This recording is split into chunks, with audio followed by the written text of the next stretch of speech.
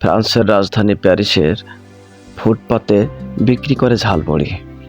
তার প্রতিদিন ইনকামের কথা শুনলে আপনি আশ্চর্য হয়ে যাবেন। প্যারিসের রাস্তায় ঝালমুড়ি বিক্রি করেই তার জীবন খুব স্বাচ্ছন্দ্যে কাটছে। তারপর দেশেও টাকা পাঠাচ্ছে এই রেমিটেন্স যোদ্ধা। এক ঠুঙ্গা ঝালমুড়ি বিক্রি করেন 1 ইউরো, যা বাংলাদেশি টাকা হয় 140 টাকা। নাম তার সেলিম।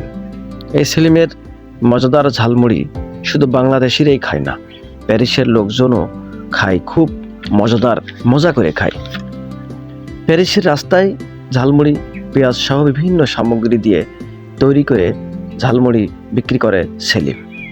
মুহূর্তের মধ্যেই তার দোকানের চারপাশে ভিড় করে দেশি বিদেশি কাস্টমার ঝালমুড়ি খাওয়ার জন্য।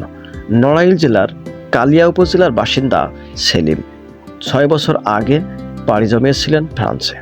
গত 4 বছর ধরে তিনি বিক্রি করছেন এই ঝালমুড়ি। এই ঝালমুড়ি বর্তমানে সবার কাছে প্রিয় হইতেছে। ঝালমুড়ি মাখানো শুরু করার সাথে সাথেই মুহূর্তের মধ্যে প্যারিসের পথচারীরা দাঁড়িয়ে যায় সেলিমের দোকানের চারপাশে।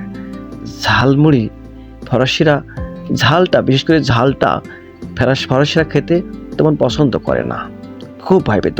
কিন্তু সেলিমের কাছ থেকেই তারাও অভ্যস্ত হয়ে গেছে এই ঝাল খাওয়ার। তাদের প্রিয় খাবার হলো সেলিমের ঝালমুড়ি। সেলিমের স্বপ্ন প্যারিসের স্থায়ীভাবে একটি ফাস্টফুড দোকান তৈরি করা।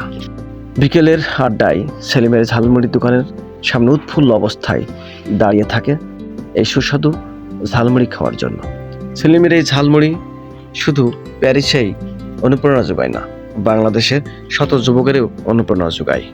আর অনেক যুবকই স্বপ্ন দেখে প্যারিসে গিয়ে সেলিমের মতো জীবন গড়তে।